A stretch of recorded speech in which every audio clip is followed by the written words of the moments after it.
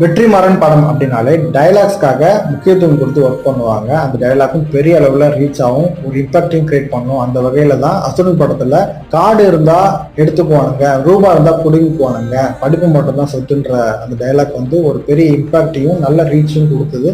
அதே மாதிரி தான் விடுதலை டூலையும் ஒரு டைலாக் வரும், கொள்கை இல்லாத தலைவனால ரசிகர் கூட்டத்தை தான் உருவாக்க முடியும்னு சொல்லியிருப்பாரு. இதை வந்து இப்போ ஒருத்தர் கட்சி தொடர்ந்திருக்காரு, அதாவது ஒரு நடிகரா இருந்து கட்சி தொடர்றதுனால அவரோட ரசிகர்கள் தான் அந்த அரசியல் கட்சியில இருக்காங்க அப்படின்ற ஒரு நரேஷன் வந்து கிரியேட் பண்றாங்க. நம்ம அதை அப்படி புரிஞ்சுக்க வேண்டியது இல்லை. ஏன்னா இப்ப இருக்கக்கூடிய எல்லா தலைவர்களுமே மக்களுக்கு வந்து உளமார்ந்து நல்லதெல்லாம் செய்யறது கிடையாது. போறது, ஒரு போட்டோ ஷூட் பண்றது, வந்துருது, இப்படிதான் நடக்குது. இப்படி எல்லாருமே வந்து அரசியலையுமே ஒரு ரசிகர் கூட்டத்தை தான் உருவாக்கிட்டு வராங்க. எல்லா தலைவர்களுமே சொல்றேன், கொள்கையை மக்கள்கிட்ட கொண்டு போய் அது மூலியமா ஒரு அரசியல் நடக்கல அப்படின்றத குறிப்பிட்ட விதமா தான் வெற்றிமாறன் டைலாக் வந்து வெற்றிமாறனுடைய கருத்து வந்து இந்த படத்துல இருக்குமே தவிர்த்து இதை ஒருத்தரை குறிப்பிட்டாங்க அப்படின்னு சொல்றவங்கள நம்ம கண்டுக்க